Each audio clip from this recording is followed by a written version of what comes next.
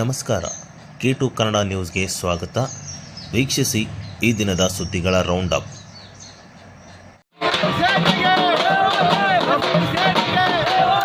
ಜಿಲ್ಲೆಯಲ್ಲಿ ಸುರಿದ ಭಾರಿ ಪ್ರಮಾಣದ ಮಳೆಗೆ ರೈತರ ಬೆಳೆ ನಾಶವಾಗಿದ್ದು, ತಕ್ಷಣವೇ ಸಮೀಕ್ಷೆ ನಡೆಸಿ ಬೆಳೆ ಪರಿಹಾರ ನೀಡಬೇಕೆಂದು ಆಗ್ರಹಿಸಿ ಕರ್ನಾಟಕ ರಾಜ್ಯ ರೈತ ಸಂಘ ಹಾಗೂ ಹಸಿರು ಸೇನೆ ಸಂಘದ ರೈತರು ಹಳೆ ಜಿಲ್ಲಾಧಿಕಾರಿಗಳ ಕಚೇರಿ ಮುಂದೆ ಪ್ರತಿಭಟನೆ ನಡೆಸಲಾಯಿತು. ಸತತವಾಗಿ ಬಿಡುವಿಲ್ಲದೆ ಸುರಿದ ಭಾರಿ ಮಳೆಗೆ ಜಿಲ್ಲೆಯ ರೈತರು ಬೆಳೆದ ಹತ್ತಿ, ಸೂರ್ಯಕಾಂತಿ, ಉಳ್ಳಾಗಡ್ಡೆ, ತೊಗರಿ, ಸಜ್ಜೆ, ನವಣೆ, ಭತ್ತ ಮತ್ತು ತರಕಾರಿ ಬೆಳೆಗಳು ಸಂಪೂರ್ಣ ಹಾನಿಯಾಗಿದ್ದು, ಬೆಳೆಗಳು ಮಾರಾಟಕ್ಕೆ ಪೂರ್ವ ಅವಧಿಯಲ್ಲಿ ಸಂಪೂರ್ಣ ಹಾನಿಯಾಗಿದೆ. ಇದರಿಂದ ರೈತರು ತೀವ್ರ ಆರ್ಥಿಕ ಸಂಕಷ್ಟಕ್ಕೆ ಗುರಿಯಾಗಿದ್ದಾರೆ ಎಂದು ದೂರಿದರು.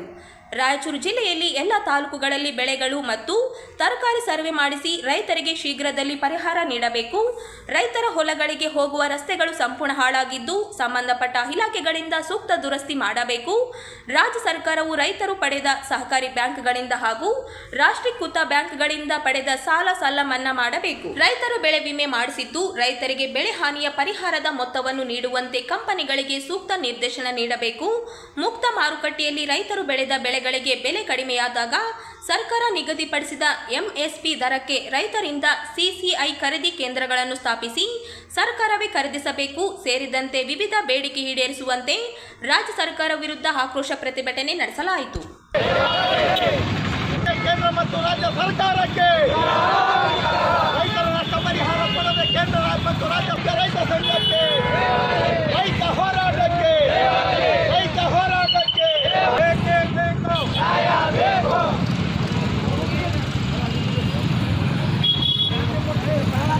ವಾರದಲ್ಲಿ ಮುಂಗಾರು ಮಳೆ ಚಲೋ ಆಯಿತು. ಎಲ್ಲ ರೈತರು ಬಹಳಷ್ಟು ಖುಷಿಪಟ್ಟು ಮತ್ತು ಜೂನ್ನಲ್ಲಿ ಎಲ್ಲ ಹತ್ತಿ ಆಗಲಿ, ತೊಗರಿ ಆಗಲಿ ಮತ್ತು ತರಕಾರಿ ಬೆಳೆ ಆಗಲಿ ಎಲ್ಲ ಬೆಳೆಗಳನ್ನು ನಾಟಿ ಮಾಡಿದ್ವಿ. ಆದರೆ ಇವತ್ತಿನ ದಿನ ಅತಿವೃಷ್ಟಿ ಮಳೆ ನಾವು ನೋಡಿಲ್ಲ ಅಂತಾರೆ ಹಿರಿಯವರು, ನಮ್ಗಿಂತ ಹಿರಿಯವರು. ಇಂಥ ಮಳೆ ಇವತ್ತಿನ ದಿನ ಬಂದು ಇದುವರೆಗೆ ಕೆಲವು ಹೋಬಳಿಗಳಿಗೆ ಕಂದಾಯ ಇಲಾಖೆದವರಾಗಲಿ ಮತ್ತು ಕೃಷಿ ಇಲಾಖೆದವರಾಗಲಿ ತೋಟಗಾರಿ ಇಲಾಖೆದವರಾಗಲಿ ವೀಕ್ಷಣೆಗೆ ಬಂದಿಲ್ಲ. ಇದು ನಮ್ಮ ಚಂದ್ರಬಂಡ ಹೋಬಳಿಯಲ್ಲಿ ಅತಿ ಹೆಚ್ಚು ತರಕಾರಿ ಬೆಳಿತಾರೆ. ಆದರೆ ಇವತ್ತಿನ ದಿನ ತೋಟಗಾರಿಕೆ ಇಲಾಖೆಯವರು ಯಾರೂ ವೀಕ್ಷಣೆಗೆ ಬಂದಿಲ್ಲ. ಇನ್ನು ಮುಂದೆ ಆದರೂ ಎಚ್ಚೆತ್ತುಕೊಂಡು ಮಾನ್ಯ ಜಿಲ್ಲಾಧಿಕಾರಿಗಳು ಹಾಗೂ ಮಾನ್ಯ ಮುಖ್ಯಮಂತ್ರಿಗಳು, ಕೃಷಿ ಮಂತ್ರಿಗಳು ಎಲ್ಲರಿಗೆ ವೀಕ್ಷಣೆ ಮಾಡಿ ಬೆಳೆ ಪರಿಹಾರ ಕೊಡಬೇಕಂತ ನಾವು ಈ ಸಂದರ್ಭದಲ್ಲಿ ಅವರಿಗೆ ಒತ್ತಾಯ ಮಾಡ್ತೀವಿ. ಅದು ಏನೇ ಮುಂದಿನ ದಿನಗಳಲ್ಲಿ ಅವರು ಈ ವೀಕ್ಷಣೆ ಮಾಡಿಲ್ಲ ಅಂತಂದರೆ ರಾಯಚೂರು ಜಿಲ್ಲೆಯನ್ನು ಒಂದು ದಿವಸ ಸಂಪೂರ್ಣ ಬಂದ್ ಮಾಡ್ತೀವಿ ಅಂತ ಮಾನ್ಯ ಮುಖ್ಯಮಂತ್ರಿಗಳಿಗೆ ಎತ್ತರ ಕೊಡ್ತೀವಿ.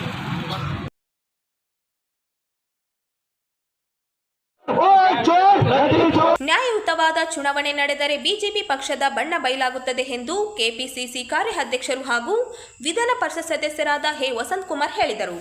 ಇಂದು ನಗರದ ಡಾಕ್ಟರ್ ಬಿಆರ್ ಅಂಬೇಡ್ಕರ್ ವೃತ್ತದಲ್ಲಿ ಕರ್ನಾಟಕ ಪ್ರದೇಶ ಕಾಂಗ್ರೆಸ್ ಪಕ್ಷದ ಜಿಲ್ಲಾ ಘಟಕದಿಂದ ಆಯೋಜಿಸಲಾಗಿದ್ದ ವೋಟ್ ಚೋರ್ ಗದ್ದಿ ಚೋರ್ ಪ್ರತಿಭಟನೆಯನ್ನು ಉದ್ದೇಶಿಸಿ ಮಾತನಾಡಿದರು. ನ್ಯಾಯ ಮತ್ತು ನಿಷ್ಪಕ್ಷಪಾತವಾಗಿ ಮತಗಳ್ಳತನ ನಡೆಯದಂತೆ ಚುನಾವಣೆ ನಡೆದರೆ ಬಿಜೆಪಿ ಒಂದು ಚುನಾವಣೆಯೂ ಗೆಲ್ಲಲು ಸಾಧ್ಯವಿಲ್ಲ. ಲೋಕಸಭಾ, ವಿಧಾನಸಭಾ ಚುನಾವಣೆಯಲ್ಲಿ ಕಾಂಗ್ರೆಸ್ ಪಕ್ಷದ ಮತದಾರರನ್ನು ಹುಡುಕಿ ತೆಗೆದುಹಾಕುವುದು ಮತ್ತು ತಮಗೆ ಬೇಕಾದ ಮತದಾರರನ್ನು ಅಕ್ರಮವಾಗಿ ಸೇರಿಸುವ ಮೂಲಕ ಚುನಾವಣೆ ಗೆಲ್ಲುವ ಕುತಂತ್ರಗಾರಿಕೆ ಮಾಡುತ್ತಿರುವುದು ದೇಶದ ಸಂವಿಧಾನಕ್ಕೆ ಮಾಡುವ ಅವಮಾನವಾಗಿದೆ ಎಂದು ಹೇಳಿದರು. ಬಿಜೆಪಿಯ ಮತಗಳ್ಳತನ ಕೃತ್ಯವನ್ನು ಕಾಂಗ್ರೆಸ್ ಪಕ್ಷದ ರಾಷ್ಟ್ರೀಯ ನಾಯಕರು ಬಟ್ಟಬಯಲು ಮಾಡಿದ್ದಾರೆ. ರಾಷ್ಟ್ರೀಯ ನಾಯಕರಾದ ರಾಹುಲ್ ಗಾಂಧಿ ಅವರು ಇದನ್ನು ಸ್ಪಷ್ಟವಾಗಿ ಬಿಡಿಸಿಟ್ಟಿದ್ದಾರೆ. ಇಲ್ಲಿವರೆಗೂ ಬಿಜೆಪಿ ಮತಗಳ್ಳತನ ಮೂಲಕ ಬಿಜೆಪಿ ಅಧಿಕಾರಕ್ಕೆ ಬಂದಿದೆ ಎನ್ನುವುದು ಈಗ ಸಾಬೀತುಗೊಂಡಿದ್ದು, ಸಾರ್ವಜನಿಕರು ಇದನ್ನು ಮನವರಿಕೆ ಮಾಡಿಕೊಂಡಿದ್ದಾರೆ ಎಂದು ಟೀಕಿಸಿದರು.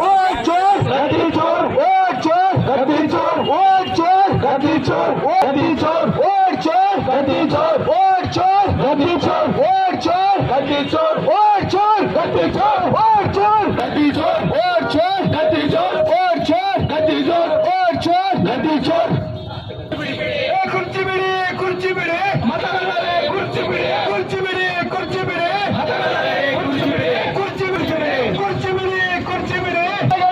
ಅಧಿಕಾರಕ್ಕೆ ಬಂದ ಬಿಜೆಪಿ ಸರ್ಕಾರಕ್ಕೆ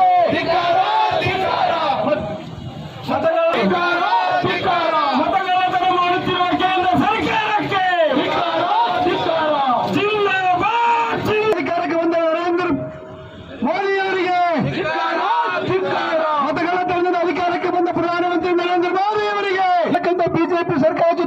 ಅಲಯನ್ಸ್ ಆಗಿರ್ತಕ್ಕಂಥ ಚುನಾವಣಾ ಆಯೋಗಕ್ಕೆ, ಬಿಜೆಪಿ ಸರ್ಕಾರಕ್ಕೆ ಚುನಾವಣಾ ಆಯೋಗ ಜೊತೆಗೆ ಹೊಂದಾಣಿಕೆ ಮಾಡಿಕೊಡ್ತೇವೆ ಬಿಜೆಪಿ ಸರ್ಕಾರ. ವೋಟ್ ಚೋರ್ ಗದ್ದಿ ಚೋರ್, ವೋಟ್ ಚೋರ್ ಗದ್ದಿ ಚೋರ್, ವೋಟ್ ಚೋರ್ ಗದ್ದಿ ಚೋರ್, ವೋಟ್ ಚೋರ್ ಚೋರ್ ಗದ್ದಿ ಚೋರ್. ಮತ್ತು ಮತಗಳತನ ಮಾಡುತ್ತಿರುವ ಕೇಂದ್ರ ಸರ್ಕಾರಕ್ಕೆ.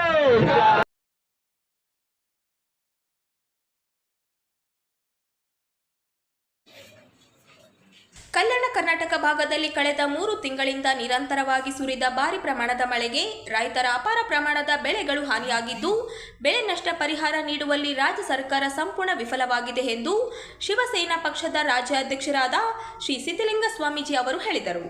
ಅವರಿಂದು ನಗರದ ಸುದ್ದಿಗಾರರೊಂದಿಗೆ ಮಾತನಾಡುತ್ತಾ, ಬೆಳೆ ನಷ್ಟ ಪರಿಹಾರ ನೀಡುವಂತೆ ಅನೇಕ ಹೋರಾಟ ನಡೆಸಿದರೂ ರೈತರ ಹಿತ ಕಾಪಾಡುವಲ್ಲಿ ಸರ್ಕಾರ ಸಂಪೂರ್ಣ ನಿರ್ಲಕ್ಷ್ಯ ವಹಿಸಿದೆ ಎಂದರು.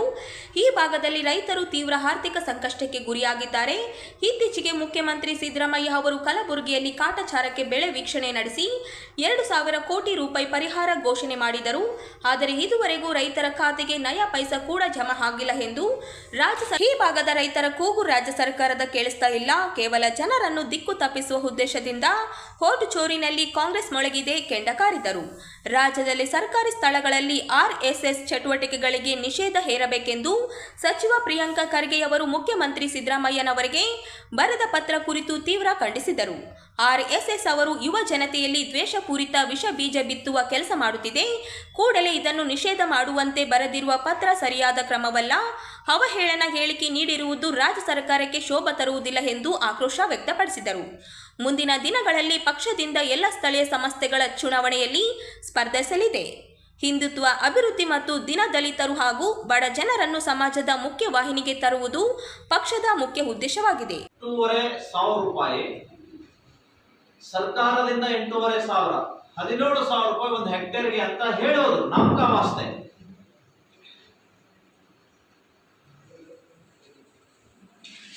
ಈ 17,000 ರೂಪಾಯಿ ರೈತನಿಗೆ ಯಾವುದಕ್ಕೂ ಕೂಡ ಸಾಕಾಗಲ್ಲ. ಗೊಬ್ಬರ ಬೀಜ ತಂದಂತಹ ಹಣಕ್ಕೆ ಬಡ್ಡಿ ಕಟ್ಟೋಕ್ಕಾಗಲ್ಲ.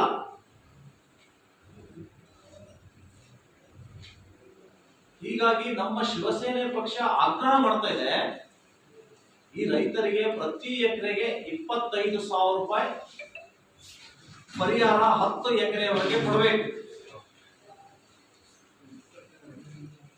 ಮತ್ತು ವಾಣಿಜ್ಯ ಬೆಳೆಗಳಿಗೆ, ತೋಟಗಾರಿಕೆ ಬೆಳೆಗಳಿಗೆ 50,000 ರೂಪಾಯಿ 5 ಎಕರೆವರೆಗೂ ಕೊಡಬೇಕು ಅನ್ನುವಂತಹದ್ದು ನಮ್ಮ ಆಗ್ರಹ ಇದೆ. ನೋಡ್ಬೇಕಾಗಿದೆ ಕಾಂಗ್ರೆಸ್ ಸರ್ಕಾರ ಈ ನಿಟ್ಟಿನಲ್ಲಿ ಯಾವ ಕ್ರಮ ತೆಗೆದುಕೊಳ್ಳುತ್ತೆ ಅನ್ನುವಂಥದ್ದನ್ನ ನಾವು ಗಮನಿಸಬೇಕಾಗಿದೆ. ಎರಡನೇ ವಿಷಯ, ಇತ್ತೀಚೆಗೆ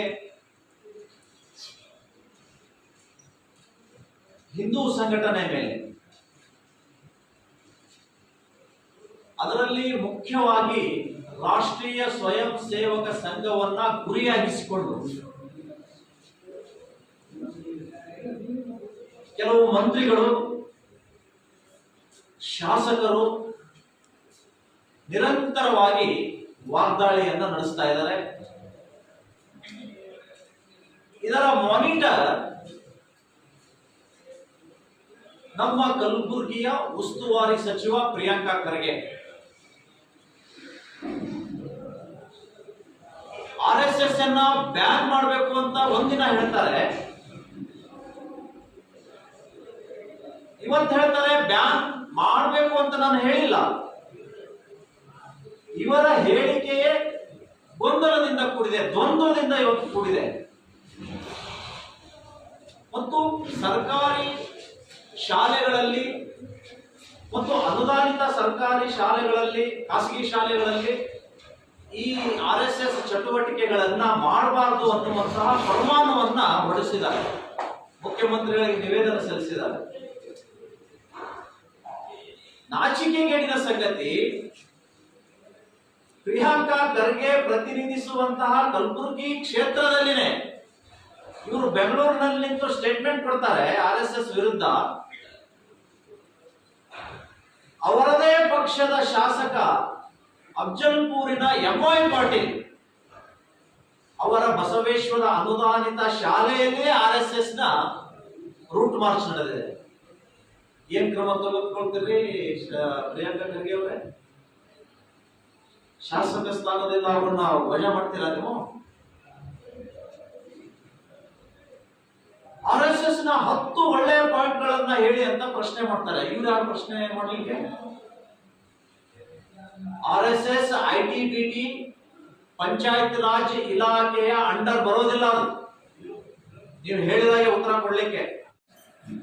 ಶಿವಸೇನೆ ಪಕ್ಷ ಏಕನಾಥ್ ಶಿಂದೆ ಬಣ ಈ ಒಂದು ರಾಜ್ಯದಲ್ಲಿ ಆಗಸ್ಟ್ 26ರಂದು ನಮ್ಮ ರಾಜ್ಯಕ್ಕೆ ಪಾದಾರ್ಪಣೆ ಮಾಡಿದ್ದು, ಈ ಒಂದು ರಾಜ್ಯ ಅಧ್ಯಕ್ಷರಾಗಿ ನಮ್ಮ ಶಿವಸೇನೆ ಪಕ್ಷದ ರಾಷ್ಟ್ರೀಯ ಅಧ್ಯಕ್ಷರು, ಮಹಾರಾಷ್ಟ್ರದ ಮಾಜಿ ಮುಖ್ಯಮಂತ್ರಿ ಮತ್ತು ಈಗಿನ ಹಾಲಿ ಉಪಮುಖ್ಯಮಂತ್ರಿಗಳಾದಂಥ ಶ್ರೀ ಏಕನಾಥ್ ಶಿಂದೆ ಸಾಹೇಬರ ಒಂದು ಆದೇಶ ಮೇರೆಗೆ ನಮ್ಮ ಶಿವಸೇನೆ ರಾಜ್ಯ ಅಧ್ಯಕ್ಷರಾಗಿ ಶ್ರೀ ಸಿದ್ಧಲಿಂಗ ಮಹಾಸ್ವಾಮೀಜಿ, ಪರಮ ಪೂಜ್ಯ ಶ್ರೀ ಸಿದ್ಧಲಿಂಗ ಮಹಾಸ್ವಾಮೀಜಿ ಆಂದೋಲನ ಕರುಣೇಶ್ವರ ಮಠ 2 ತಿಂಗಳಿಂದ ಈ ಒಂದು ಶಿವಸೇನೆ ಪಕ್ಷ ನಾವು ಕರ್ನಾಟಕದಲ್ಲಿ ತೆಗೆದುಕೊಂಡು ಬಂದಿದ್ದು. ಇದರ ಭಾಗವಾಗಿ ಈಗಾಗಲೇ ರಾಜ್ಯದ ಸುಮಾರು 7-8 ಜಿಲ್ಲೆ ಪ್ರವಾಸ ಮಾಡಿ ಅಧ್ಯಕ್ಷರೇ ಘೋಷಣೆ ಮಾಡಿ ಮತ್ತು ಈ ಸ್ಥಳೀಯ ಸಮಸ್ಯೆಗಳನ್ನ ಸರ್ಕಾರದ ವಿರುದ್ಧ ಸರ್ಕಾರಕ್ಕೆ ಬಡಿದೆಬ್ಬಿಸುವಂಥ ಕೆಲಸ ಇವತ್ತು ನಮ್ಮ ರಾಜ್ಯ ಅಧ್ಯಕ್ಷರು ನಿರಂತರವಾಗಿ ಈ ಒಂದು 2 ತಿಂಗಳಿಂದ ಮಾಡ್ತಾ ಇದ್ದಾರೆ. ಅದರ ಭಾಗವಾಗಿ ಇಂದು ನಾವು ರಾಯಚೂರು ಜಿಲ್ಲೆಗೆ ಶಿವಸೇನೆ ಪಕ್ಷಕ್ಕೆ ಸೇರ್ಪಡೆ ಮತ್ತು ಇಲ್ಲಿಯ ಸ್ಥಳೀಯ ಸಮಸ್ಯೆ ಬಗ್ಗೆ ಜಿಲ್ಲಾಡಳಿತಕ್ಕೆ ಕಣ್ತರಿಸಬೇಕಂತೇಳಿ ನಾವು ಈ ಒಂದು ಪತ್ರಿಕಾಗೋಷ್ಠಿ ಹಮ್ಮಿಕೊಂಡಿದ್ದು. ಈಗ ಈ ಪತ್ರಿಕಾಗೋಷ್ಠಿಯನ್ನು ನಮ್ಮ ಎಲ್ಲ ಹುದ್ದೆಗಳನ್ನು ಭರ್ತಿ ಮಾಡಿ ರಾಜ್ಯದಲ್ಲಿ ಖಾಲಿ ಇರುವ ಹುದ್ದೆಗಳನ್ನು ತಕ್ಷಣವೇ ಭರ್ತಿ ಮಾಡಬೇಕೆಂದು ಆಗ್ರಹಿಸಿ ಉದ್ಯೋಗಾಂಶಿಗಳ ಹೋರಾಟ ಸಮಿತಿ ನಗರದ ಟಿಪ್ಪು ಸುಲ್ತಾನ್ ಉದ್ಯಾನವನದಲ್ಲಿ ಪ್ರತಿಭಟನೆ ನಡೆಸಲಾಯಿತು. ಈ ಹಿಂದೆ ಅಧಿಕಾರ ನಡೆಸಿದ ಬಿಜೆಪಿ ಸರ್ಕಾರ ಖಾಲಿ ಹುದ್ದೆಗಳ ಭರ್ತಿಗೆ ಕೋವಿಡ್ ನೆಪ ಹೇಳಿ ಯಾವುದೇ ಪ್ರಯತ್ನ ಮಾಡಲಿಲ್ಲ. ಬಿಜೆಪಿ ಪಕ್ಷದ ವೈಫಲ್ಯಗಳ ನಂತರ ಕಾಂಗ್ರೆಸ್ ಪಕ್ಷ ಅಧಿಕಾರಕ್ಕೆ ಬಂದು 2 ವರ್ಷ ಕಳೆದರೂ ಇದುವರೆಗೂ ಹುದ್ದೆ ಖಾಲಿ ಭರ್ತಿ ಮಾಡಿಲ್ಲ ಎಂದು ಆರೋಪಿಸಿದರು. ಉದ್ಯೋಗದ ಗ್ಯಾರಂಟಿಯನ್ನು ಅಧಿಕಾರಕ್ಕೆ ಬಂದ ನಂತರ ಕಾರ್ಯರೂಪಕ್ಕೆ ತರುವುದೆಂದು ಯುವ ಜನತೆ ನಿರೀಕ್ಷೆಯಲ್ಲಿದ್ದರು. ಆದರೆ ಅವರ ನಿರೀಕ್ಷೆ ಹುಸಿಯಾಗಿದೆ. ಕೇಂದ್ರ ಮತ್ತು ರಾಜ್ಯದ ವಿವಿಧ ಇಲಾಖೆಗಳಲ್ಲಿ ಖಾಲಿ ಇರುವ ಎಲ್ಲ ಹುದ್ದೆಗಳನ್ನು ಅತಿ ಶೀಘ್ರವಾಗಿ ನೇಮಕ ಮಾಡಬೇಕು. ನೇಮಕಾತಿಗಳಲ್ಲಿ ಅಕ್ರಮ ತಡೆಗಟ್ಟಿ ಪಾರದರ್ಶಕತೆಯನ್ನು ಕಾಪಾಡಲು ಸೂಕ್ತ ಕ್ರಮ ಕೈಗೊಳ್ಳಬೇಕು. ರಾಜ್ಯದಲ್ಲಿ ಕಳೆದ 4-5 ವರ್ಷಗಳಿಂದ ಸರಿಯಾಗಿ ನೇಮಕಾತಿಗಳು ನಡೆಯದ ಹಿನ್ನೆಲೆಯಲ್ಲಿ ಎಲ್ಲ ನೇಮಕಾತಿಗಳಿಗೆ ಅರ್ಹ ವಯೋಮಿತಿಯನ್ನು ಕನಿಷ್ಠ 5 ವರ್ಷಗಳ ಸಡಿಲಿಕೆ ಮಾಡಬೇಕು. ಪೊಲೀಸ್ ಕಾನ್ಸ್ಟೇಬಲ್ ವಯೋಮಿತಿಯನ್ನು GM OBCಗೆ 30, SC ST ಕ್ಯಾಟಗರಿ 1ಕ್ಕೆ 33 ವರ್ಷಗಳಿಗೆ ಹೆಚ್ಚಿಸಬೇಕು. ಮಕ್ಕಳಲ್ಲಿರುವ ಸೂಕ್ತ ಪ್ರತಿಭೆಯನ್ನು ಹರಡಿಸುವ ಪ್ರಾಥಮಿಕ ಮತ್ತು ಪ್ರೌಢಶಾಲೆಗಳಲ್ಲಿ ಚಿತ್ರಕಲಾ, ಸಂಗೀತ, ರಂಗ ಶಿಕ್ಷಕರು ಮತ್ತು ದೈಹಿಕ ಶಿಕ್ಷಕರು ಸೇರಿದಂತೆ ಖಾಲಿ ಇರುವ ಎಲ್ಲ ಶಿಕ್ಷಕರ ಹುದ್ದೆ ನೇಮಕ ಮಾಡಬೇಕು. ರಾಜ್ಯ ಸರ್ಕಾರದಿಂದ ತಡೆ ಹಿಡಿದ ಎಲ್ಲ ನೇಮಕಾತಿ ಪ್ರಕ್ರಿಯೆಗಳನ್ನು ಈ ಕೂಡಲೇ ಪುನರ್ ಆರಂಭಿಸಬೇಕೆಂದು ಆಗ್ರಹಿಸಲಾಯಿತು. ಉದ್ಯೋಗಾಕಾಂಕ್ಷಿಗಳ ಹೋರಾಟ ಸಮಿತಿ ಕರ್ನಾಟಕ ರಾಜ್ಯದಿಂದ ಇವತ್ತು ಇಡೀ ರಾಜ್ಯದಾದ್ಯಂತ ಒಂದು ಪ್ರತಿಭಟನೆ ಕರೆ ಕೊಟ್ಟಿದೆ. ಏನಂತಂದರೆ, ನಮ್ಮ ರಾಜ್ಯದಲ್ಲಿ 2,84,000 ಹುದ್ದೆಗಳು ಖಾಲಿದಾವೆ. ಹಾಗೆಯೇ ಕೇಂದ್ರದಲ್ಲಿ 9.5 ಲಕ್ಷ ಹುದ್ದೆಗಳು ಖಾಲಿದಾವೆ. ಕಳೆದ 5-6 ವರ್ಷಗಳಿಂದ ನೇಮಕಾತಿಗಳು ಆಗ್ತಾ ಇಲ್ಲ. ಕೋವಿಡ್ ಸಂದರ್ಭದಲ್ಲಿ ನೇಮಕಾತಿಗಳು ಮಾಡಲಿಲ್ಲ. ಈ ಸರ್ಕಾರ ಅಧಿಕಾರಕ್ಕೆ ಬಂದ ಮೇಲೆ ನಾವು 1 ಲಕ್ಷ ಉದ್ಯೋಗ ಕೊಡ್ತೀವಿ ಅಂತ ಹೇಳಿದರು. 2.5 ವರ್ಷ ಮುಗಿತಾ ಬರ್ತಾ ಇದೆ. ಆದರೆ ಯಾವ ನೇಮಕಾತಿ ಆಗ್ತಾ ಇಲ್ಲ. ಏನೋ 100, 200, 500 ಪೋಸ್ಟ್ ಕರಿತಾ ಇದ್ದಾರೆ. ಅದಕ್ಕೆ 750,000 ರೂಪಾಯಿ ನಮಗೆ ಅರ್ಜಿ ಶುಲ್ಕ ವಸೂಲಿ ಮಾಡ್ತಾ ಇದ್ದಾರೆ. ಎಷ್ಟೋ ಯುವಕರು 5 ವರ್ಷ 10 ವರ್ಷ ಅವರು ಕೋಚಿಂಗ್ ಸೆಂಟರ್ಗಳಲ್ಲಿ ಲೈಬ್ರರಿ ಕುಂತ್ಕೊಂಡು ಓದ್ತಾ ಇದ್ದಾರೆ, ಸಾಲ ಮಾಡಿದ್ದಾರೆ. ಇವತ್ತು ಒಂಥರ ಅವರು ಡಿಪ್ರೆಷನ್ಗೊಳಗಾಗ್ತಾರೆ. ಸೊ ಅವರಿಗೆ ಇವತ್ತು ಸರ್ಕಾರ ಏನು ಶಿಕ್ಷಣ ಇಲಾಖೆಯಲ್ಲಿ, ಆರೋಗ್ಯ ಇಲಾಖೆಯಲ್ಲಿ ಕೂಡ ಖಾಲಿದ ಹುದ್ದೆಗಳು ಅವೆಲ್ಲವೂ ಕೂಡ ಭರ್ತಿ ಆಗಬೇಕಂತೇಳಿ ಇವತ್ತು ನಾವು ರಾಯಚೂರಲ್ಲಿ ಬಹಳ ಬೃಹತ್ ರ್ಯಾಲಿ ಮೂಲಕ ನಾವು ಕೇಂದ್ರ ರಾಜ್ಯ ಸರ್ಕಾರವನ್ನು ಆಗ್ರಹ ಮಾಡ್ತಾ ಇದ್ದೀವಿ. ಇಲ್ಲೇ ಹೋದರೆ ಮುಂದಿನ ದಿನಗಳಲ್ಲಿ ಸರ್ಕಾರ ಈ ಒಂದು ಹೋರಾಟ ದೊಡ್ಡದಾಗಿ ಬೆಳೆಯುತ್ತೆ, ಅದನ್ನು ಹೆಚ್ಚಿಸಬೇಕಂತೇಳಿ ಈ ಸಂದರ್ಭದಲ್ಲಿ ನಾನು ಹೇಳಕ್ಕೆ ಇಷ್ಟಪಡ್ತೀನಿ. ತಮ್ಮ ಹೆಸರು ಸರ್? ಚನ್ನಬಸವ ಜಾನಕ. ರಾಜ್ಯ ಸರ್ಕಾರದಿಂದ ಎಷ್ಟೊಂದು ಪೋಸ್ಟ್ಗಳು ಖಾಲಿ ಇದಾವೆ. ನಾವು ಸ್ಪರ್ಧಾತ್ಮಕವಾಗಿ ಧಾರವಾಡದಲ್ಲಿ ಕೋಚಿಂಗ್ ಮುಗಿಸಿದ್ವಿ, ಬಿಜಾಪುರದಲ್ಲೇ ಮುಗಿಸಿದ್ವಿ. ಈಗ ಸತತವಾಗಿ 6 ರಿಂದ 7 ವರ್ಷ ಆಯ್ತು ನಾವು ಓದಕತ್ತಿ. ಯಾವುದೇ ಒಂದು ಇದುವರೆಗಾದರೂ ಕಾಲ್ಫಾರ್ಮನ್ನು ಕರೆದಿಲ್ಲ. ಅವಾಗ ಮುಂಚೆ ಏನಂತಂದ್ರೆ ಕೊರೋನಾ ಬಂತು, ಅದು ಬಂತಂತ ಇವರು ಮುಂದೆ ಹಾಕ್ಕೊಂತಾನೆ ಬಂದರು. ಈಗ ಇದುವರೆಗೂ ಯಾವುದೇ ರೀತಿಯಾಗಿ ಕಾಲ್ಫಾರ್ಮು ಕರೆದಿಲ್ಲ. ಆಮೇಲೆ ಇವರು ವಯೋಮಿತಿಯನ್ನು ಕಡಿಮೆ ಮಾಡಿದ್ದಾರೆ. ವಯೋಮಿತಿ 5 ವರ್ಷಕ್ಕೆ ಹೆಚ್ಚಳ ಮಾಡಬೇಕು. ಇಲ್ಲ ಅಂತಂದರೆ ಎಷ್ಟೋ ಸ್ಪರ್ಧಾರ್ಥಿಗಳು ಏನೇನೋ ಸಾಲ ಸೂಲ ಮಾಡಿ ಸ್ಪರ್ಧಾರ್ಥಿಗಳು ಎಷ್ಟೋ ಜನ ಧಾರವಾಡದಲ್ಲಿ ಓದ್ತಾ ಇದ್ದಾರೆ. ಅವ್ರಿಗೆ ಊಟ ಮಾಡಲಿಕ್ಕೂ ಆಗ್ತಾ ಇಲ್ಲ ಅಂತ ಸಿಚುವೇಶನ್ ಐತಿ. ಆ ಸಂದರ್ಭದಲ್ಲಿ ಇವರು ಏಜ್ ರಿಲ್ಯಾಕ್ಸೇಷನ್ನು ಹೆಚ್ಚಿಗೆ ಮಾಡಿದರೆ ಸ್ವಲ್ಪ ಅವ್ರಿಗೆ ಅನುಕೂಲ ಆಗುತ್ತೆ. ಈಗ ಹೊಸ ವಿದ್ಯಾರ್ಥಿಗಳು ಮುಂದೆ ಬರ್ತಾ ಇದ್ದಾರೆ. ಈಗ ಅಂಥ ವಿದ್ಯಾರ್ಥಿಗಳು ಬಂದಿದ್ದರಿಂದ ಈಗ ಏಜ್ ಇಲ್ಲದೆ ಇರೋ ಕಾರಣಕ್ಕೆ ಈಗ ಹುಡುಗರು ಹೋಗ್ತಾ ಇದ್ದಾರೆ. ಹಂಗಾಗಿ ಏಜ್ ರಿಲ್ಯಾಕ್ಸೇಷನ್ನ ಮಾಡಬೇಕಂತಂದು ರಾಜ್ಯ ಸರ್ಕಾರಕ್ಕೆ ಮನವಿಯನ್ನು ಮಾಡ್ಕೊಳ್ತಾ ಇದ್ದೀವಿ ಈ ಮೂಲಕವಾಗಿ. ಇಲ್ಲ ಅಂತಂದರೆ ಈಗ ಪ್ರತಿಭಟನೆ ಇನ್ನೂ ನಾವು ಹೆಚ್ಚಿನ ಜನಸಂಖ್ಯೆಯಲ್ಲಿ ಬೃಹತ್ತಾಗಿ ಇನ್ನೂ ವಿಧಾನಸೌಧವರೆಗೂ ಮಾಡುವ ಚಾನ್ಸನ್ನು ನಾವು ಹೇಳಲಿಕ್ಕೆ ಇಷ್ಟಪಡ್ತೀವಿ. ಈಗ ಏನು ನಾವು ಮನವಿ ಕೊಡ್ತಾ ಇದೀವಲ್ಲ, ಅವರು ಏಜ್ ರಿಲ್ಯಾಕ್ಸೇಷನ್ ಮಾಡಲಿಲ್ಲ ಅಂದ್ರೆ ಈ ಪ್ರತಿಭಟನೆ ಇನ್ನೂ ನಾವು ಮುಂದಿನ ದಿನಗಳಲ್ಲಿ ಬೃಹತ್ತಾಗಿ ಮಾಡುವುದಂತ ಸೂಚನೆ ನೀಡ್ತಾ ಇದ್ದೀವಿ ರಾಜ್ಯ ಸರ್ಕಾರಕ್ಕೆ. ಇಷ್ಟು ಹೇಳಿ ಮುಗಿಸ್ತೇನೆ.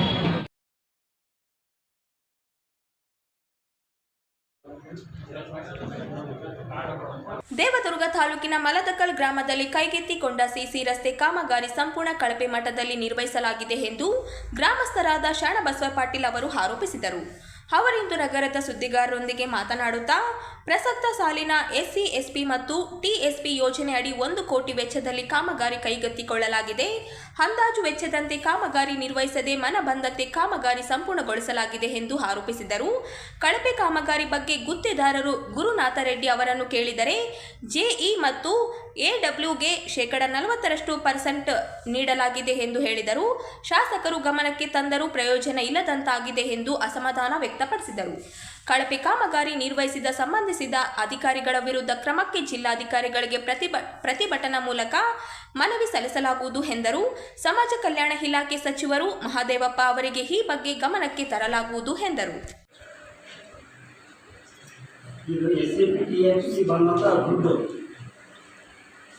ಕಳಪೆ ಕಾಮಗಾರಿಯನ್ನು ಮಲದಕಲ್ ಸರ್, ದೇವದುರ್ಗ ತಾಲೂಕಿನ ಮಲದಕಲ್ ಗ್ರಾಮ SC ಕಾಲೋನಿ.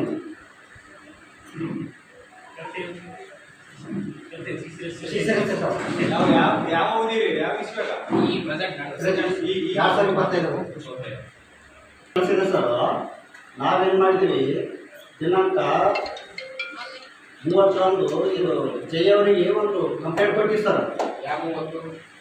ಇದೇ ಎಸ್ಟಿಮೇಟ್ ಆಗಬೇಕು. ಎಸ್ಟಿಮೇಟ್ ಪ್ರಕಾರ ಕೆಲಸ ನಡೆದ್ರೆ ಚಾಲು ಮಾಡಿ, ಇಲ್ಲಾಂದ್ರೆ ಬೇಡ ಅಂತ ತಿಳ್ಕೊಂಡಿದ್ದೀವಿ. ಲೆಟ್ರ್ ಅರ್ಜಿ ಕೊಟ್ಟಿದ್ದೀವಿ ಸರ್. ಆ ಅರ್ಜಿಗೆ ಅವರು ಸ್ಪಂದನೆ ಮಾಡಲಿಲ್ಲ. ಹೋಗಿ ಕಾಂಟ್ರಾಕ್ಟರ್ಗೆ ಹೋಗಿ ಕೆಲಸ ನಿಲ್ಲಿಸಿದ್ರು. ಅವ್ರು ಏನಂತಂದ್ರು, ಪ್ರಾಜೆಕ್ಟ್ ನಾನು JE AWಗೆ 40% ಕೊಟ್ಟು ಕೆಲಸ ತಂದೀನಿ ಮಾಡೀನಿ ಅಂತ ಹೇಳಕತ್ತಾರೆ. ಇವ್ರು ನೋಡಿದ್ರೆ ಯಾಕೆ ಫೋನ್ ಮಾಡೀನಿ, ರಿಸೀವ್ ಮಾಡಿಲ್ಲ. ಅವ್ರಿಲ್ಲ ರೀ, ನಮ್ಮೂರಿಗೆ ಹೋಗ್ಯಾರ, ಅಲ್ಲಿಗೆ ಹೋಗ್ಯಾರ. ಕಾಮಗಾರಿ ಮಾತ್ರ ಕಳಪೆ ಕಾಮಗಾರಿ ಸರ್. ಒಂದೊಂದು ಇಂಚು ಮರಮು, ಒಂದೊಂದು ಇಂಚು ತನಕ. ನಾನು JEಗೆ ದುಡ್ಡು ಕೊಟ್ಟಿಲ್ಲ ನೋಡ್ರಿ. ಅವ್ರು ಯಾಕೆ ಬರಕ್ಕೆ ಹೋಗ್ತಾರೆ ಇಲ್ಲಿ ಕೆಲಸದಲ್ಲಿಗೆ. ಆ JE ನಾವು ಒಂದು ಹುಡುಗರು ಕಳಿಸ್ತಾರೆ ಸರ್, GPS ಕೊಟ್ಟು ಹೊಡ್ಕೊಂಡು ಬರಾಕ. ನೀರು ಸರ್ ಆಯ್ತು.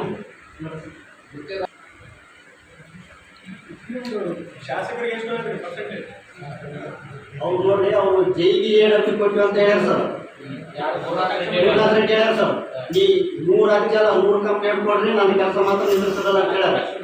ಅಂದಮೇಲೆ ಕೆಲಸ ನಿಲ್ಲಿಸ್ಬೇಕಂದ್ರೆ JEಗೆ ಹೋಗ್ಬೇಕು, AWಗೆ ನಾವು ಹೋಗ್ಬೇಕಲ್ರಿ.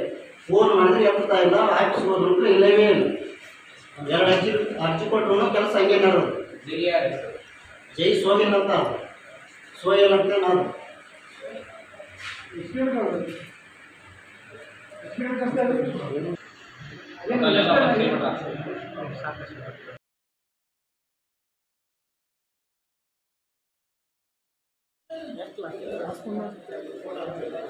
ಕುರುಬ ಸಮುದಾಯವನ್ನು ಎಸ್ಟಿಗೆ ಸೇರ್ಪಡೆ ಮಾಡಬಾರದು ಎಂದು ವಾಲ್ಮೀಕಿ ಸಮಾಜದ ಜಿಲ್ಲಾಧ್ಯಕ್ಷರಾದ ವೆಂಕಟೇಶ್ ಅಸ್ಕಳ್ ಅವರು ಹೇಳಿದರು. ಅವರಿಂದು ನಗರದ ಸುದ್ದಿಗಾರರೊಂದಿಗೆ ಮಾತನಾಡುತ್ತಾ ಬುಡಗಟ್ಟು ಲಕ್ಷಣವಿಲ್ಲದ ಎಸ್ಟಿ ಸಮುದಾಯವನ್ನು ಕುರುಬ ಸಮುದಾಯಕ್ಕೆ ಸೇರ್ಪಡೆ ಸಾಧ್ಯವೇ ಎಂದರು. ಸೆಕ್ಷನ್ 341, 342 ಅಡಿಯಲ್ಲಿ ಬರುವ ಸಮುದಾಯಗಳನ್ನು ಮಾತ್ರ ಎಸ್ಸಿ ಮತ್ತು ಎಸ್ಟಿ ಸೇರ್ಪಡೆಗೆ ಅವಕಾಶ ಇದೆ ಎಂದರು. ಈಗಾಗಲೇ ಮುಖ್ಯಮಂತ್ರಿ ಸಿದ್ದರಾಮಯ್ಯ ಅವರು ಎಸ್ಟಿ ಸಮುದಾಯದ ತಟ್ಟೆಗೆ ಕೈ ಹಾಕುವುದಿಲ್ಲ ಎಂದರು. ಮೀಸಲಾತಿ ಯಾರ ಆಸ್ತಿಯಲ್ಲ. ಎಸ್ಪಿ ಸೇರ್ಪಡೆ ಮುನ್ನ ಕುಲಶಾಸ್ತ್ರ ಅಧ್ಯಯನ ನಡೆಸಬೇಕು ಎಂದರು. ಎಸ್ಪಿಗೆ ಸೇರ್ಪಡೆಗೆ ಬರಬೇಕಾದರೆ ಹೀಗಿರುವ ಮೀಸಲಾತಿ ಹೆಚ್ಚಿಸಬೇಕು. ಇಲ್ಲಿಗೆ ಬರಬೇಕಾದರೆ ಅವರು ಹೊಂದಿರುವ ಒಬಿಸಿ ಮೀಸಲಾತಿ ಎಸ್ಪಿಗೆ ನೀಡಬೇಕು. ಆ ರೀತಿ ಇದ್ದರೆ ಮಾತ್ರ ಸಮ್ಮತಿ ಇರುತ್ತದೆ ಎಂದರು. ರಾಷ್ಟ್ರ ಮಟ್ಟದಲ್ಲಿ ವಾಲ್ಮೀಕಿ ಸಮಾಜಕ್ಕೆ ಮಾನ್ಯತೆ ಇಲ್ಲದಂತಾಗಿದೆ.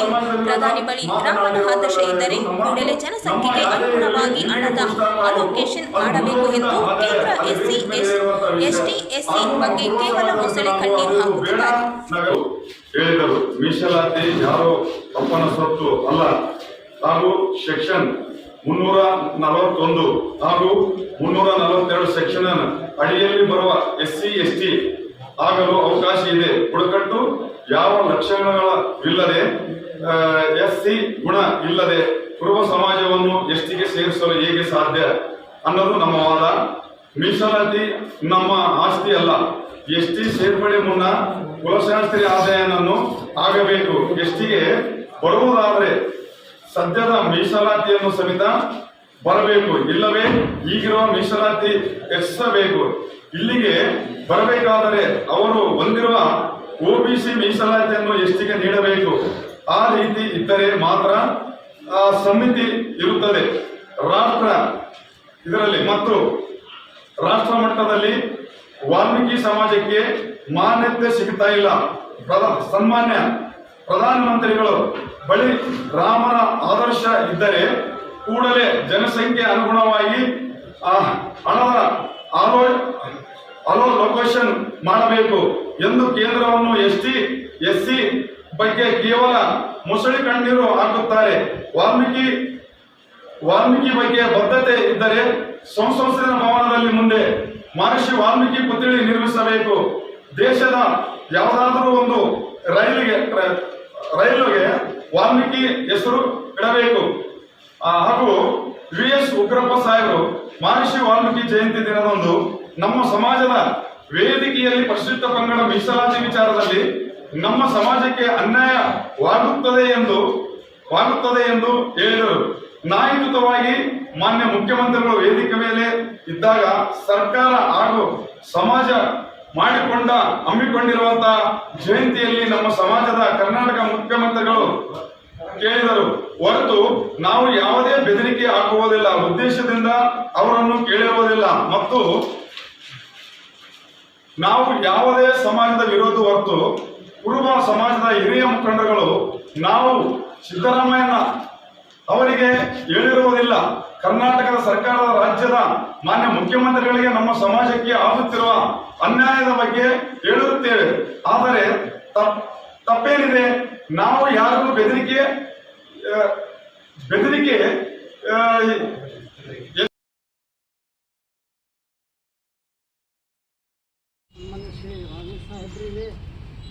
ನಗರದಲ್ಲಿನ IDS MT ಲೇಔಟ್ ಮತ್ತು ಮಾರುತಿ ನಗರ ನಡುವಿನ ಸರ್ವೆ ನಂಬರ್ 1257 ಅರಣ್ಯ ಭೂಮಿಯನ್ನು ಕೆಲ ಅರಣ್ಯ ಇಲಾಖೆಯ ಸಿಬ್ಬಂದಿ, ಅವರ ಕುಟುಂಬದ ಸದಸ್ಯರು ಹಾಗೂ ಖಾಸಗಿ ವ್ಯಕ್ತಿಗಳು ಅಕ್ರಮವಾಗಿ ಆಕ್ರಮಿಸಿಕೊಂಡು ಶೆಡ್ಗಳು ಹಾಗೂ ಗೋಡೆಗಳನ್ನು ನಿರ್ಮಿಸಿ ಖಾಸಗಿ ವಾಸ ಮತ್ತು ಪಶುಪಾಲನೆಗೆ ಬಳಸುತ್ತಿರುವ ಕುರಿತು ರಾಯಚೂರು ಸಾರ್ವಜನಿಕ ಹಿತರಕ್ಷಣಾ ಹೋರಾಟ ಸಮಿತಿ ಪದಾಧಿಕಾರಿಗಳು ವಲಯ ಅರಣ್ಯಾಧಿಕಾರಿಗಳಿಗೆ ಅಧಿಕೃತವಾಗಿ ಸೋಮವಾರದಂದು ದೂರು ಸಲ್ಲಿಸಿದರು. ಸಮಿತಿಯ ಸದಸ್ಯರು ಈ ಆಕ್ರಮವನ್ನು ಕೇವಲ ಖಾಸಗಿ ಆಕ್ರಮವಷ್ಟೇ ಅಲ್ಲದೆ ಸರ್ಕಾರದ ಆಸ್ತಿಯ ದುರ್ಬಳಕೆ ಮತ್ತು ಇಲಾಖೆಯ ಒಳಗಿನ ಶಿಸ್ತು ಭಂಗದ ಉದಾಹರಣೆಯಾಗಿದೆ ಎಂದು ಆರೋಪಿಸಿದ್ದಾರೆ. ಸ್ಥಳೀಯರು ಹಲವು ವರ್ಷಗಳಿಂದ ಈ ಕುರಿತು ದೂರು ನೀಡಿದರೂ ಯಾವುದೇ ಕ್ರಮ ಕೈಗೊಂಡಿರುವುದಿಲ್ಲ. ಅಧಿಕಾರಿಗಳ ನಿರ್ಲಕ್ಷ್ಯ ಮತ್ತು ಸಾರ್ವಜನಿಕ ನಂಬಿಕೆಯ ಭಂಗವೆಂದು ಅವರು ಖಂಡಿಸಿದ್ದಾರೆ. ಸಮಿತಿಯ ಪ್ರಕಾರ ಈ ಘಟನೆ ಅರಣ್ಯ ಸಂರಕ್ಷಣಾ ಕಾಯ್ದೆ 1980, ಕರ್ನಾಟಕ ಅರಣ್ಯ ಕಾಯ್ದೆ 1963 ಹಾಗೂ ಸಾರ್ವಜನಿಕ ಆಸ್ತಿಯ ಹಾನಿ ತಡೆ ಕಾಯ್ದೆ 1984 ಅಡಿಯಲ್ಲಿ ಕಾನೂನು ಬಾಹಿರವಾಗಿದ್ದು ಸರ್ಕಾರದ ಆಸ್ತಿಯನ್ನು ಖಾಸಗಿ ಉಪಯೋಗಕ್ಕೆ ಬಳಸುವ ಅಧಿಕಾರ ಯಾರಿಗೂ ಇಲ್ಲ. ಸಮಿತಿಯು ತಕ್ಷಣ ಸ್ಥಳೀಯ ಪರಿಶೀಲನೆ ನಡೆಸಿ ಆಕ್ರಮದ ವರದಿ ತಯಾರಿಸಿ ಸಂಬಂಧಿಸಿದ ಅರಣ್ಯ ಸಿಬ್ಬಂದಿ ಮತ್ತು ಖಾಸಗಿ ವ್ಯಕ್ತಿಗಳ ವಿರುದ್ಧ ಶಿಸ್ತು ಕ್ರಮ ಕೈಗೊಳ್ಳುವಂತೆ ಆಗ್ರಹಿಸಿದೆ. ಕ್ರಮವಾಗಿ ನಿರ್ಮಿಸಿರುವ ಶೆಡ್ಗಳು ಮತ್ತು ಗೋಡೆಗಳನ್ನು ತೆರವುಗೊಳಿಸಿ ಈ ಪ್ರಕರಣದಲ್ಲಿ ನಿರ್ಲಕ್ಷ್ಯ ತೋರಿದ ಅಧಿಕಾರಿಗಳ ವಿರುದ್ಧ ತನಿಖೆ ಸಮಿತಿ ರಚಿಸಿ ಕ್ರಮ ಕೈಗೊಳ್ಳಬೇಕೆಂದು ಆಗ್ರಹಿಸಲಾಗಿದೆ. ಸಮಿತಿಯು ಕ್ರಮ ಕೈಗೊಳ್ಳದಿದ್ದಲ್ಲಿ ಅರಣ್ಯ ಕಚೇರಿ ಮುಂದೆ ಧರಣಿ, ಪಾದಯಾತ್ರೆ ಮತ್ತು ಪತ್ರಿಕಾ ಖಂಡನ ಕಾರ್ಯಕ್ರಮ ನಡೆಸುವುದಾಗಿ ಎಚ್ಚರಿಸಿದೆ. ಅರಣ್ಯ ಭೂಮಿ ಸರ್ಕಾರದ ಆಸ್ತಿ, ಅದು ಜನರ ಹಕ್ಕು. ಅಧಿಕಾರಿಗಳಿಗೆ ಅಕ್ರಮದಲ್ಲಿ ಭಾಗಿಯಾದರೆ ಜನರ ಸಹನೆಗೆ ಮಿತಿ ಇರುತ್ತದೆ ಎಂದು ಹೋರಾಟ ಸಮಿತಿ ಘೋಷಿಸಿದೆ. ಫಾರೆಸ್ಟ್ ಆಕ್ಟ್ 1963 ಸೆಕ್ಷನ್ 24, 62 ಹಾಗೂ 104 ಅಡಿಯಲ್ಲಿ ಅರಣ್ಯ ಭೂಮಿ ಪ್ರದೇಶವನ್ನು ಅಕ್ರಮವಾಗಿ ವಾಸ, ಕಂಟೆ ಅಥವಾ ಶೆಡ್ ನಿರ್ಮಾಣಕ್ಕೆ ಬಳಸುವುದು ದಂಡನೀಯ ಅಪರಾಧ.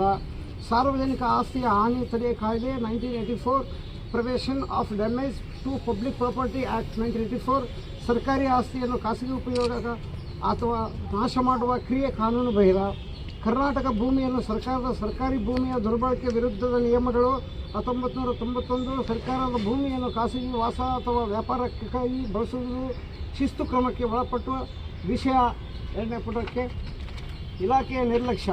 ಸ್ಥಳೀಯರು ಮತ್ತು ವಿವಿಧ ಸಂಘಟನೆಗಳು ಈ ವಿಷಯದ ಬಗ್ಗೆ ಕಳೆದ ಹಲವು ವರ್ಷಗಳಿಂದ ಅರಣ್ಯ ಇಲಾಖೆಗೆ ಬರೆದು ಮೌಖಿಕ ಮಾಹಿತಿ ನೀಡಿದರೂ ಯಾವುದೇ ಪರಿಣಾಮಕಾರಿ ಕ್ರಮ ಕೈಗೊಳ್ಳಲಾಗಿಲ್ಲ. ಇದು ಅಧಿಕಾರ ದುರುಪಯೋಗ, ಡಿಕ್ಲರೇಷನ್ ಆಫ್ ಡ್ಯೂಟಿ ಮತ್ತು ಸಾರ್ವಜನಿಕ ನಂಬಿಕೆಯ ಭಂಗ, ಬ್ರೆಂಚ್ ಆಫ್ ಪಬ್ಲಿಕ್ ಟ್ರಸ್ಟ್ ಆಗಿದೆ. ಈ ನಿರ್ಲಕ್ಷ್ಯದಿಂದ ಇಲಾಖೆಯ ಗೌರವ ಮತ್ತು ಸಾರ್ವಜನಿಕ ವಿಶ್ವಾಸ ಎರಡೂ ಹಾನಿಗೊಳಗಾಗಿವೆ. ಹೋರಾಟ ಸಮಿತಿಯ ಆಗ್ರಹಗಳು. ನಾವು ಈ ಕೆಳಗಿನ ಕ್ರಮಗಳನ್ನು ತಕ್ಷಣ ಕೈಗೊಳ್ಳದಂತೆ ತೀವ್ರವಾಗಿ ಆಗ್ರಹಿಸುತ್ತೇವೆ. ಸರ್ವೆ ನಂಬರ್ 1757 ಪ್ರದೇಶಕ್ಕೆ ತಕ್ಷಣ ಪರಿಶೀಲನೆ ನಡೆಸಿ ಆಕ್ರಮಣ ಸಂಪೂರ್ಣ ವರದಿಯನ್ನು ಸಿದ್ಧಪಡಿಸಬೇಕು. ಅಕ್ರಮವಾಗಿ ವಾಸಿಸುತ್ತಿರುವ ಅರಣ್ಯ ಇಲಾಖೆಯ ಸಿಬ್ಬಂದಿಯವರ ಕುಟುಂಬ ಸದಸ್ಯರ ವಿರುದ್ಧ ಶಿಸ್ತು ಕ್ರಮ ಮತ್ತು ಕಾನೂನು ಕ್ರಮ ಕೈಗೊಳ್ಳಬೇಕು. ಅಕ್ರಮವಾಗಿ ನಿರ್ಮಿಸಿರುವ ಗೋಡೆಗಳು ಮತ್ತು ಪಶುಪಾಲನಾ ಶೆಡ್ಗಳನ್ನು ತಕ್ಷಣ ತೆರವುಗೊಳಿಸಬೇಕು. ಈ ಘಟನೆಗೆ ಕಾರಣರಾದ ಅಥವಾ ಮೌನವಾಗಿ ಬೆಂಬಲಿಸಿದ ಅಧಿಕಾರಿಗಳ ವಿರುದ್ಧ ಒಳಾಂಗಣ ತನಿಖಾ ಸಮಿತಿ ರಚಿಸಿ ಕ್ರಮ ಕೈಗೊಳ್ಳಬೇಕು. ಈ ಎಲ್ಲ ಕ್ರಮಗಳ ಕುರಿತು ಪಾರದರ್ಶಕ ವರದಿ ಸಾರ್ವಜನಿಕ ಪ್ರಕಟಿಸಬೇಕು, ಜನರಿಗೆ ಮಾಹಿತಿ ನೀಡಬೇಕು.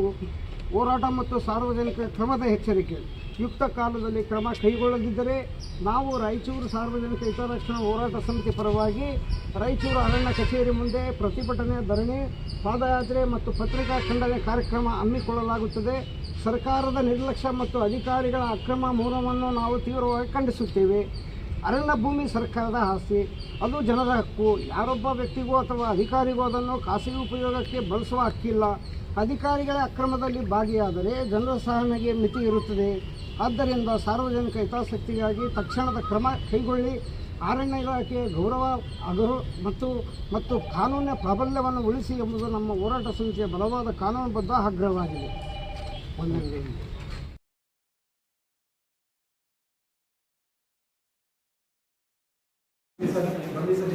ದಲಿತ ಯುವಕ ದಶವಂತ ಅವರನ್ನು ಕೊಲೆ ಮಾಡಿದ ಆರೋಪಿಗಳನ್ನು ತಕ್ಷಣವೇ ಬಂಧನ ಮಾಡಬೇಕು.